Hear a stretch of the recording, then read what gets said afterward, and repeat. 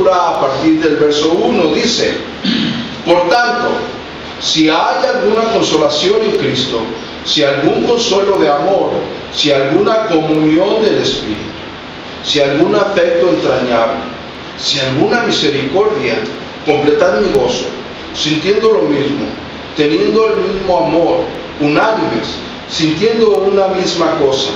Nada hagáis por contienda o por vanagloria, antes bien con humildad, estimando cada uno a los demás como superiores a él mismo, no mirando cada uno por lo suyo propio, sino cada cual también por lo de los demás. Haya pues en vosotros este sentir que hubo también en Cristo Jesús, el cual, siendo en forma de Dios, no estimó el ser igual a Dios como cosa que aferrarse, sino que se despojó a sí mismo, tomando forma de siervo, hecho semejante a los hombres, y estando en la condición de hombre, se humilló a sí mismo, haciéndose obediente hasta la muerte, y muerte de cruz.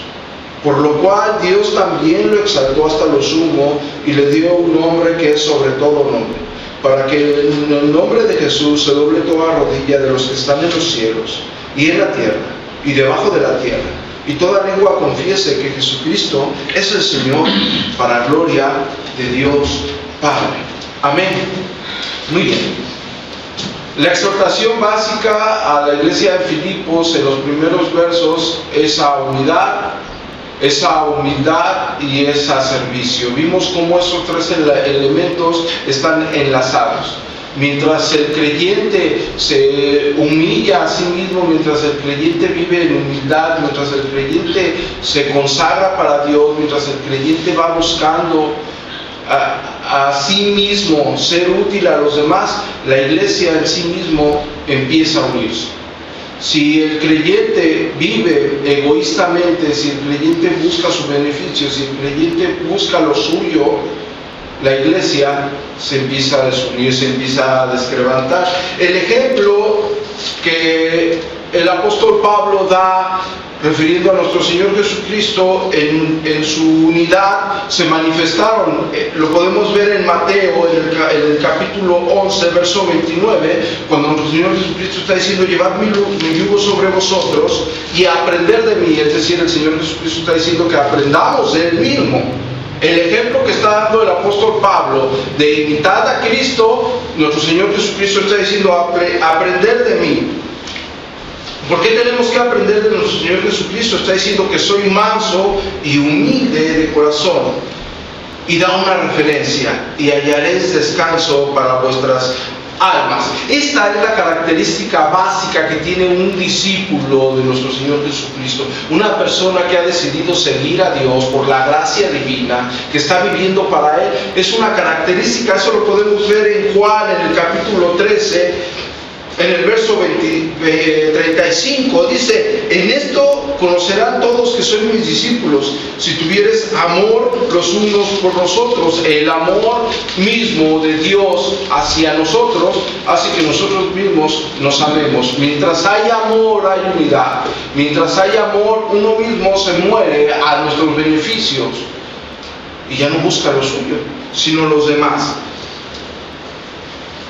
Aparte de ser la característica de un discípulo, es el ejemplo que Dios mismo en la persona de Jesucristo dio, el darse. Gálatas, en el capítulo 1, verso 4, dice: el cual se dio a sí mismo por nuestros pecados. Él se dio voluntariamente para librarnos del presente siglo malo, conforme a la voluntad de nuestro Dios y Padre, a quien sea la gloria por los siglos de los siglos. Ahora el apóstol Pablo, versos 6 y verso 7, está diciendo: el cual, siendo en la forma de Dios, no estimó el ser igual a Dios como cosa que aferrarse, sino que se despojó de sí mismo, tomando forma de siervo, hecho semejante a los hombres. Estamos hablando de dos palabras básicas en el griego koiné, que es la palabra morfe y que es la palabra esquema. Él está diciendo morfe, forma, y esquema, en la condición de hombre. Es decir, Él en la forma de Dios en la condición de hombre, forma como su esencia primaria, en la condición de hombre, algo en lo que verdaderamente se convirtió, pero fue pasajero. Y después el apóstol Pablo nos está diciendo en la forma de siervo, es decir, él verdaderamente fue un siervo, no aparentó servicio a los demás, sino que verdaderamente lo hizo, verdaderamente se entregó. Ahora, si nosotros vamos a Colosenses, en el capítulo 1, verso 15, vemos cómo Él siempre, siempre y nunca dejará de ser Dios. Él en la tierra, en la condición de hombre, siendo en la morfe, en la forma de Dios, y Él al tomar forma, morfe de siervo, en su condición de hombre, Él nunca dejó de ser Dios. Y nosotros vemos en Colosenses, en el capítulo 1, verso 15, dice: Él es la imagen del Dios invisible, el primogénito de toda la creación, la imagen misma de Dios. En Colosenses, en el capítulo 2, verso 9, porque en Él, ¿en quién? En Cristo, habita corporalmente toda la plenitud de la deidad. Nosotros vemos en el versículo más conocido al respecto, que es Juan, en el capítulo 1, verso 1, dice: en el principio era el verbo, y el verbo era con Dios, y el verbo era Dios. Y nosotros vamos a 2 de Corintios, en el capítulo 4, verso 4, en los cuales el Dios de este siglo cegó el entendimiento de los incrédulos. Y dice, parte B, para que no resplandezca la luz del Evangelio de la gloria de Cristo, el cual es la imagen misma de Dios. Es decir, encontramos a Jesucristo totalmente hombre y totalmente divino, en la forma morfe de Dios. Nosotros vemos Hebreos, en el capítulo 1, verso 3, dice: el cual, siendo el resplandor de su gloria y la imagen misma de su sustancia, y quien sustenta todas las cosas con la palabra de su poder, habiendo efectuado la purificación de nuestros pecados, por medio de sí mismo se sentó a la diestra de la majestad en las alturas. Uno de los pasajes más hermosos al respecto de quién era Jesucristo y lo que hizo Jesucristo.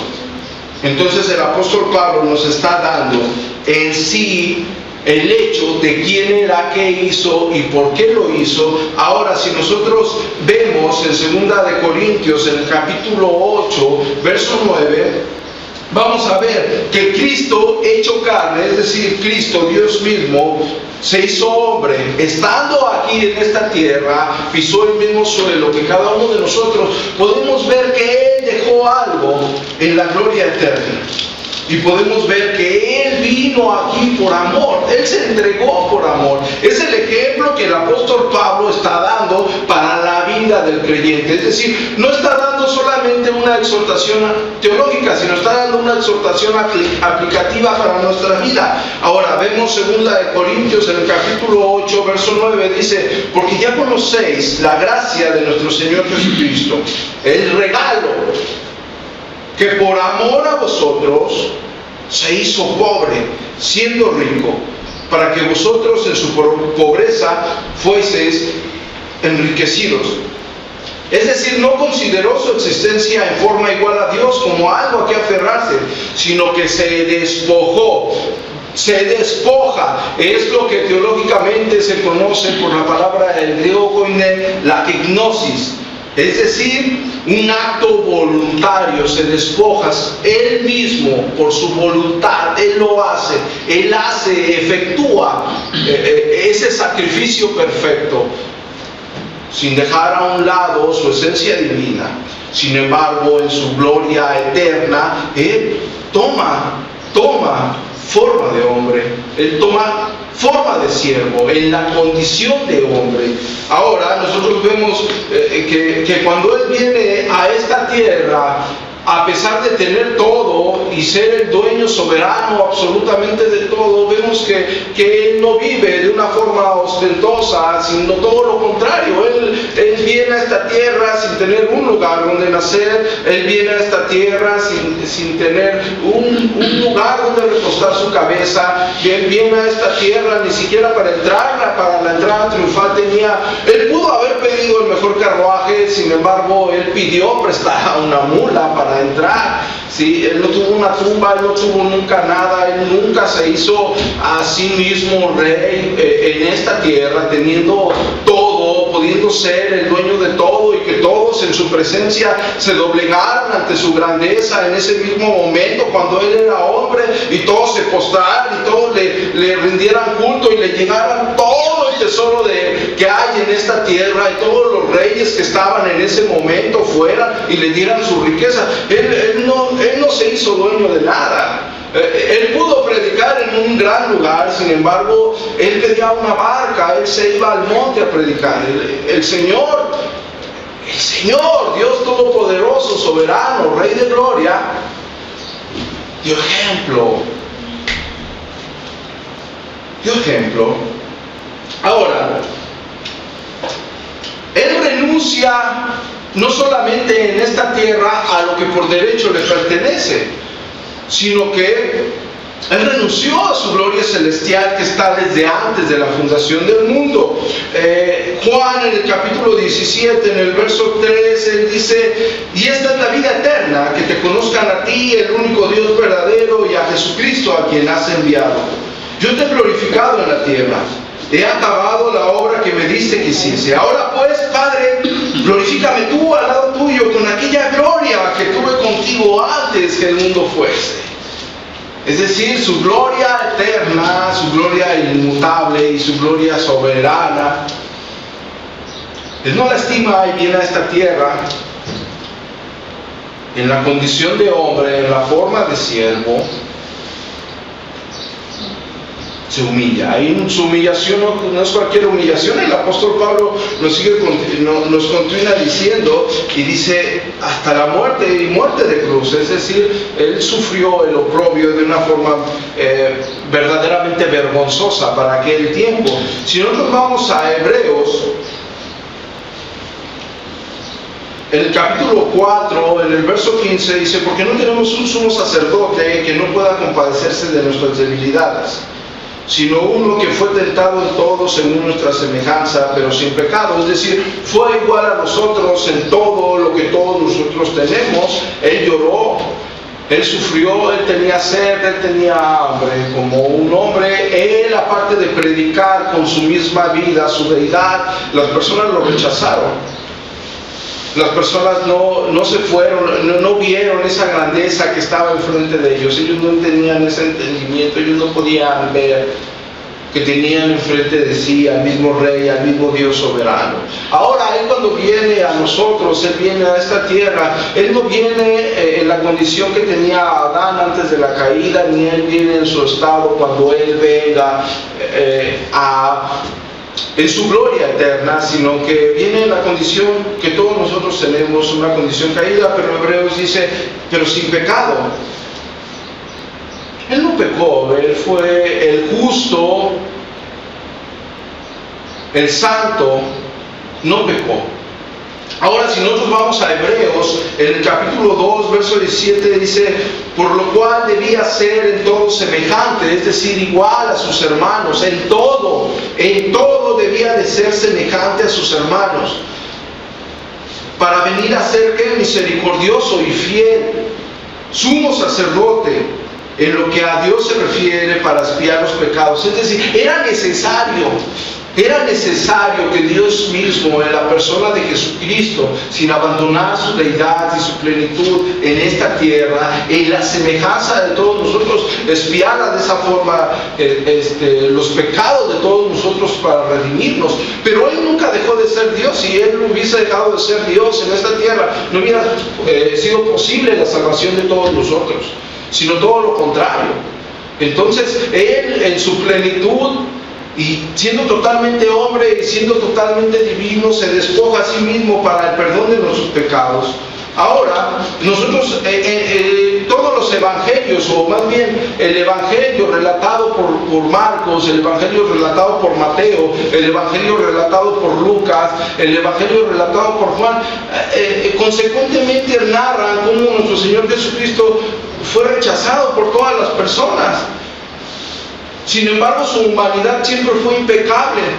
Él nunca hizo nada, nunca hizo daño. Él siempre exhortaba y predicaba el reino de Dios. Sin embargo, las personas lo rechazaron, y no solamente lo rechazaron, o sea, lo odiaban. Pues no los leemos, y me encanta ir al Salmo 22, como inspirada divinamente el rey David proféticamente anuncia lo que sucedería en la cruz.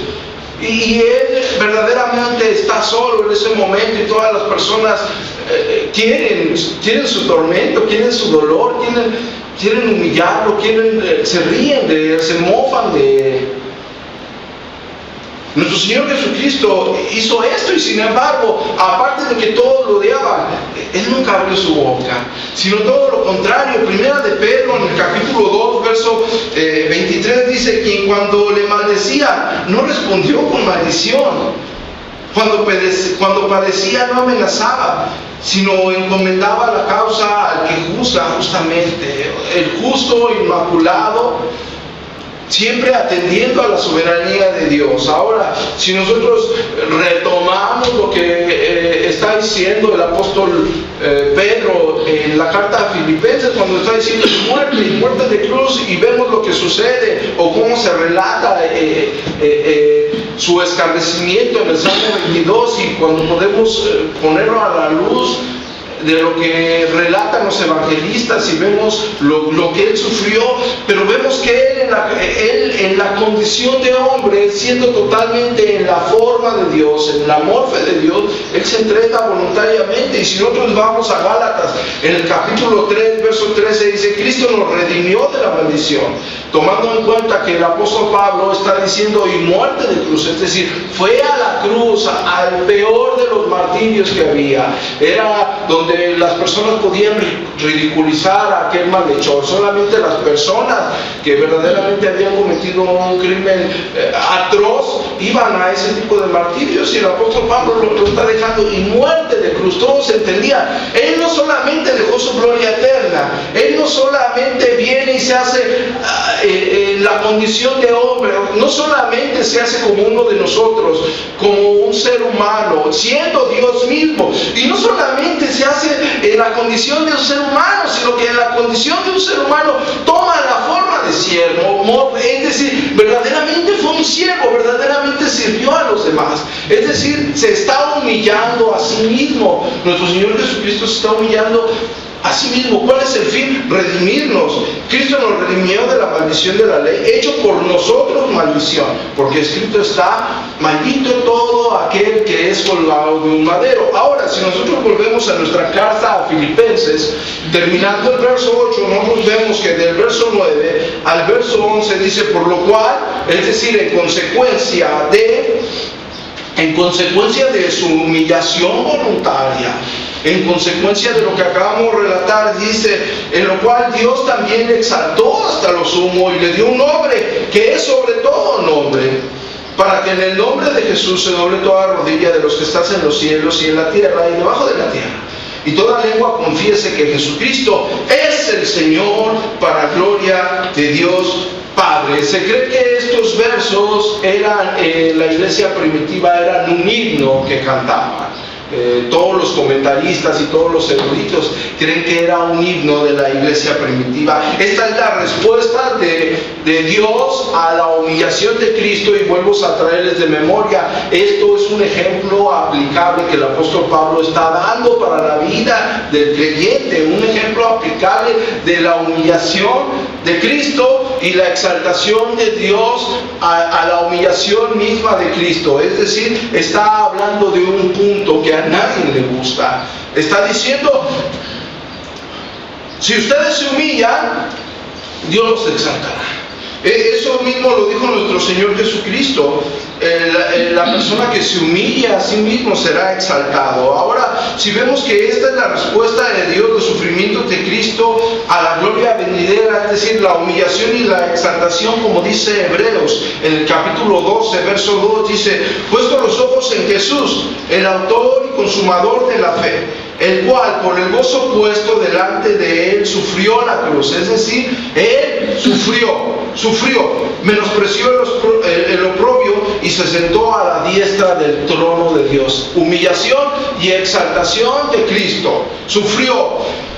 El propósito, recalco, el propósito del apóstol Pablo es usar esta sección como un punto práctico a nuestras vidas. Cristo se humilló a sí mismo, Cristo fue exaltado.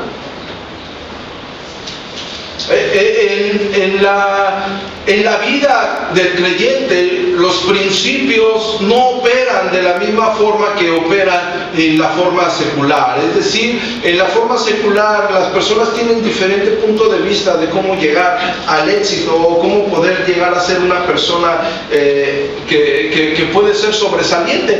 En el reino divino no operan así las cosas. ¿Sí? En la economía las personas tratan, buscan de una forma no honesta sobajar a las demás personas con tal de tener más dinero. En el reino divino no es así. Mientras uno da, es mediante dar como uno recibe, es mediante ser el menor como uno es el mayor, es mediante perder la vida como uno la recibe, es mediante morir a uno mismo como uno vive, es mediante a humillarse como uno es exaltado. Entonces básicamente tenemos humillación y tenemos exaltación. Si uno se humilla, Dios lo exalta. Si uno se ensoberbece, Dios lo humilla. Es fácil y es sencillo. Es tan práctico de entender esto. Ahora, si nosotros vamos a Mateo en el capítulo 23, verso 11, dice: el que es mayor de vosotros sea vuestro siervo, porque el que se enaltece será humillado, y el que se humilla será enaltecido. Usted se humilla, Dios lo exalta. Fácil. Usted se exalta, Dios lo humilla.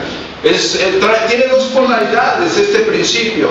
Es aplicable. Si ustedes se empiezan a ensoberbecer de cualquier forma, Dios los va a humillar. Tarde o temprano Dios los va a humillar. Si ustedes se humillan ante el Dios Todopoderoso, Dios lo va a exaltar. Es lo que está diciendo aquí el apóstol Pablo. Si nosotros vamos a Santiago, en el capítulo 4, verso 10, él dice: humillaos delante del Señor y Él los exaltará. Lo mismo dice el apóstol Pedro en el capítulo 5, verso 6: humillaos, pues, bajo la poderosa mano de Dios, para que Él los exalte cuando fuera tiempo. Simple y sencillo. La persona se tiene que humillar y Dios será el que se encargue de exaltar a esa persona. Si esa persona se trata de exaltar por sí mismo, Dios lo humillará, como le pasó a Pepe el sapo.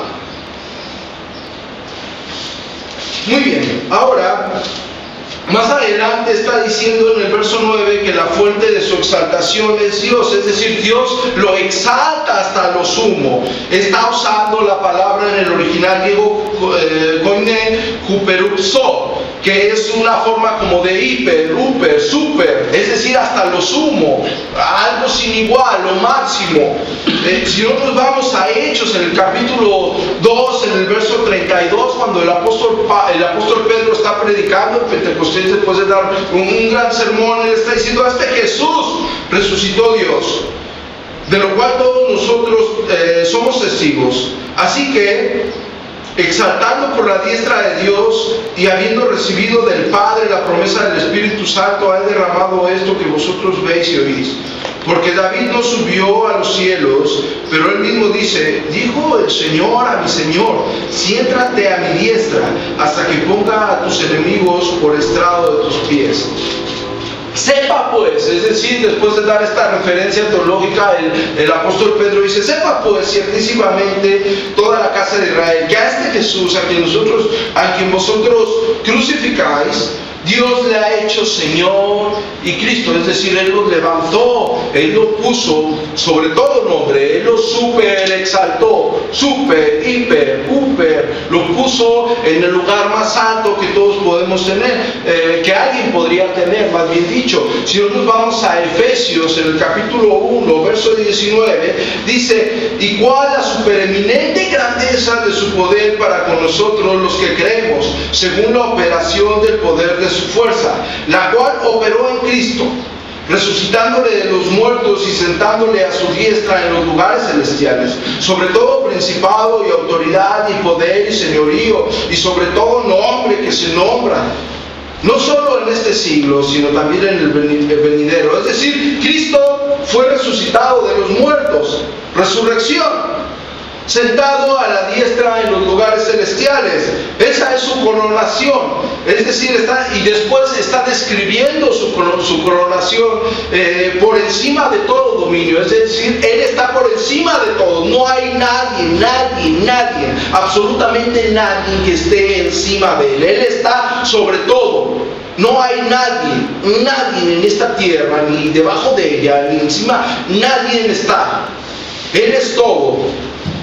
Ahora, si nosotros vamos a Hebreos, en el capítulo 4, en el verso 14, dice: por tanto, es decir, por lo cual teniendo un gran sumo sacerdote que traspasó los cielos, Jesús, el Hijo de Dios, retengamos nuestra profesión.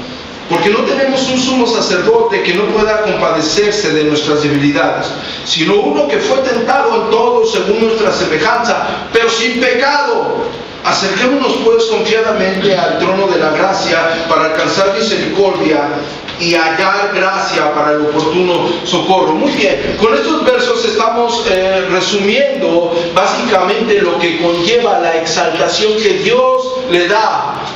Estamos hablando de su resurrección y estamos hablando de su ascensión, pero también hablar de su ascensión y de su coronación conlleva la intercesión. Es decir, en resumen, las constituciones de la exaltación de Cristo es la resurrección de los muertos, ascendido al cielo, sentado en el trono de Dios para interceder como sacerdote, como sumo sacerdote.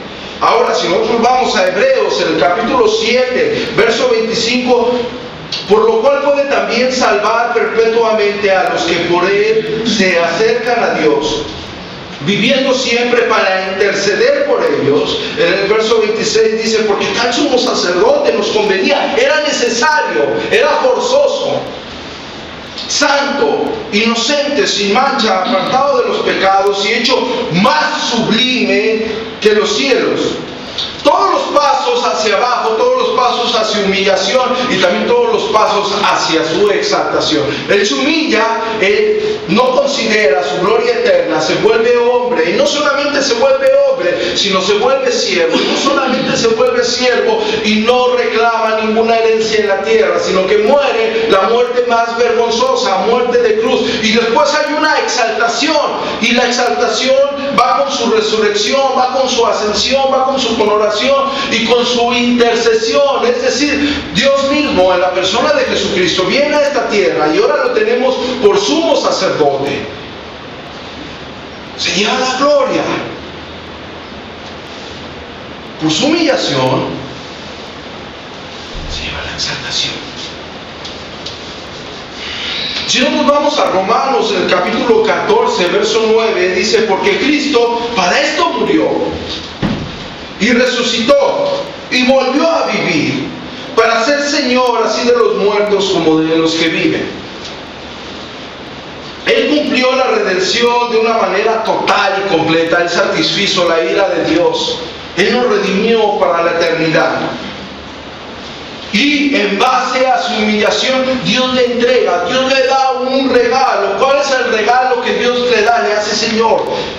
Él lo nombra, le da un nombre que es sobre todo nombre. Si nosotros vamos a Hebreos, en el capítulo 1, verso 4, dice: hecho tanto superior a los ángeles, cuanto heredó más excelente nombre que ellos. Muy bien, ¿cuál es el nombre que se le da? El nombre que se le da es Señor. Él es Señor, Jesucristo es Señor, Jesús es el Señor.